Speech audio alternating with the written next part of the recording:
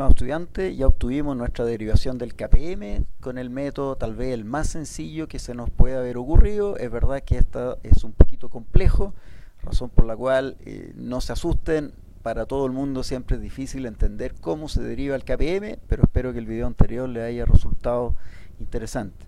Una vez que tenemos nuestra ecuación del KPM, que es esta que ustedes están viendo acá abajo, interpretémosla. Lo que tengo aquí al lado derecho de esta ecuación es justamente nuestro famoso beta, es la covarianza entre el retorno de una acción o un activo financiero, en este caso General Motors, con el retorno mercado partido por la varianza del mercado. Así que retengamos un poco este resultado, que es muy importante. ¿Por qué? Porque el retorno que yo le voy a exigir a un activo financiero, en este caso las acciones de General Motors, por sobre el activo libre de riesgo, será lo que paga el mercado en esperanza por sobre el activo libre de riesgo, multiplicado por nuestro famoso coeficiente beta. Entonces, por lo tanto, toda la explicación está en determinar este beta y qué significa. Veamos qué significa. Para eso vamos a reordenar nuestra ecuación del KPM, y lo que hice acá es generalizar un poquito. Cambié GM por un activo I cualquiera, esperanza RI menos RF igual a beta, esta vez que ya sabemos que es la covarianza del activo I con el mercado. Este es el término de covarianza, dividido por la varianza del mercado, que es el término que tengo acá en el denominador.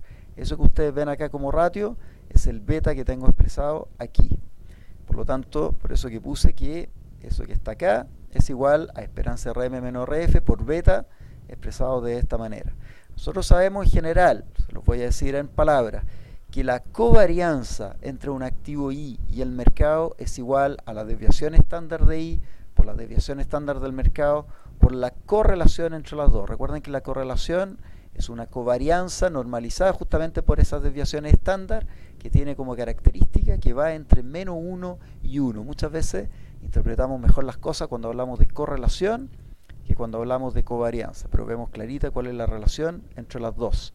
Entonces lo que voy a hacer es tomar la ecuación de acá arriba y sustituir este término de covarianza por el término de correlación. Pero antes, fíjense lo que hice acá. Separé sigma cuadrado m, dejé un sigma m al lado acá y dejé un sigma m al lado acá. Por supuesto que si lo multiplico, recupero este. ¿Por qué hice eso? Para dejar el precio del riesgo de un lado, esperanza RM menos RF sobre sigma m, retorno que me dan esperanza el mercado por unidad de desviación estándar, por la covarianza entre el activo I y el mercado, por la desviación estándar del mercado. El numerador, dado este resultado que conocemos aquí, lo cambié justamente por ese resultado partido por sigma m. Y aquí justamente se me da sigma m con ese sigma m. ¿Qué nos queda? Esperanza RM menos RF partido por sigma m, el precio del riesgo de mercado, por sigma I, la desviación estándar del activo I, por la correlación entre el activo I y el mercado. Y aquí yo les escribo, esta es la clave del KPM. Entonces entendámosla bien. Lo único que hice, recuerden, fue tomar el resultado del KPM que ya conocíamos, que es el que está acá, lo escribí de otra manera que la que está acá abajo, que es exactamente idéntico. El exceso de retorno que ustedes le van a exigir al activo I por sobre la tasa libre de riesgo va a ser igual al precio del riesgo del mercado. Y algunos dirán, ah, ya entendí, el precio del riesgo del mercado, retorno por desviación estándar que paga esta economía o este mercado, multiplicado por la desviación estándar del activo I, porque este es justamente un indicador de su volatilidad, de su dispersión. Hasta ahí vamos bien, pero hay un pequeño detalle. Recuerden que el activo I podría tener una muy alta desviación estándar, pero estar, por ejemplo, negativamente correlacionado con el mercado o muy poco correlacionado con el mercado, aunque sea positivamente, con lo cual ese activo me da cierta capacidad para diversificar parte de su riesgo. Entonces, ¿por qué le voy a exigir una compensación por la parte del riesgo de ese activo I que yo puedo diversificar? Siendo que, recuerden que habíamos dicho en clase, una gracia de un activo que yo estoy analizando en mi portafolio es que efectivamente me dé mucho retorno por desviación estándar, pero otra gracia importante que puede tener un activo financiero es que tenga baja covarianza o correlación, incluso negativa, con el mercado. Y eso es un activo que me va a ayudar justamente a alisar mi consumo en el tiempo. Y por lo tanto, esos activos son altamente valorados. Fíjense que la fórmula del KPM considera esas dos dimensiones. Por un lado, vamos a castigar ese activo, vamos a decir, dame un retorno por sobre la tasa libre de riesgo que me compense el riesgo adicional por cuanto ya conozco el precio del riesgo que otorga esta economía, dame eso, multiplicado por la desviación estándar del activo Y, así que por lo tanto sí lo voy a castigar en la medida en que tenga mayor desviación estándar, pero cuidado, multiplicado por la correlación. Así de simple, se ve muy simple esta ecuación. La correlación va, recuerden, de menos 1 a 1. Por lo tanto, si la correlación es negativa de menos 1 hasta el 0, podríamos incluso exigirle un retorno inferior a RF, porque me quedaría todo este término al lado derecho negativo. Es decir, porque sería un activo que me ayudaría tanto a diversificar el riesgo y a alisar mi consumo en el tiempo, que yo en el fondo estaríamos satisfechos con un retorno inferior en esperanza incluso a la tasa libre de riesgo. La mayor parte de los activos de la economía, sin embargo, tienen correlación positiva con el mercado, razón por la cual este término de correlación es positivo, probablemente imperfecto, no es igual a 1, y esa es la gracia. Tiene poder de diversificación, supongamos 0,5. Si la correlación del activo Y con el mercado es 0,5, diríamos, el premio por riesgo de ese activo por sobre la tasa libre de riesgo es el retorno esperado al mercado menos RF sobre sigma M por sigma I, pero multiplicado por 0,5 en ese caso. Es decir, estamos solamente castigando este activo por una fracción de este término de acá, que de alguna manera queremos considerar como compensación por riesgo, pero por una fracción dada por la correlación entre ese activo con el mercado. Y esa es la esencia del KPM. Ahora, ¿cómo se estima el KPM? Hay varias formas, y para eso me voy a ir al Excel, brevemente un ejemplo que incluso habremos visto en clase, o un ejemplo similar. Yo tengo aquí el caso de Sokimich en una ventana de tiempo no muy larga, pero solamente para fines ilustrativos. Ya tengo expresado el retorno de Sokimich en mi Excel, RI menos RF, RM menos RF, por lo tanto vamos a correr una regresión lineal. Tengo ahí RI menos RF y tengo RM menos RF acá. ¿Qué es lo que vamos a hacer? En primer lugar, voy a agregar el encabezado para que luego en lo que les voy a mostrar aparezca ese encabezado. Así que lo que voy a hacer es ir a fórmula, administrador de nombre, RI menos RF, y le voy a decir que parta desde H2, no desde H3, para poder tomar también el encabezado.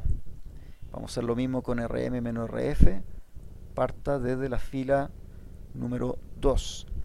Aceptamos.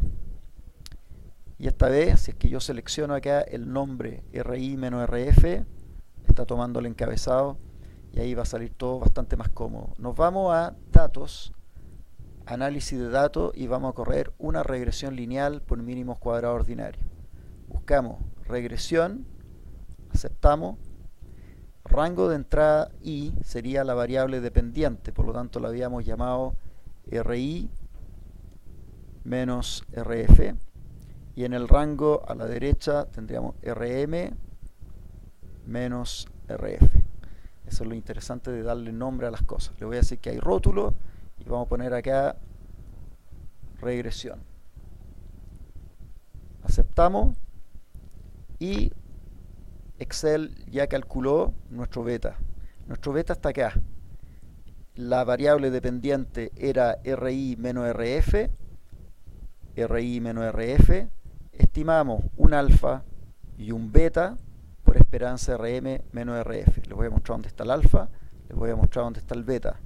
Si miro mi Excel, donde dice intercepción, ese es el alfa, no es estadísticamente distinto a 0.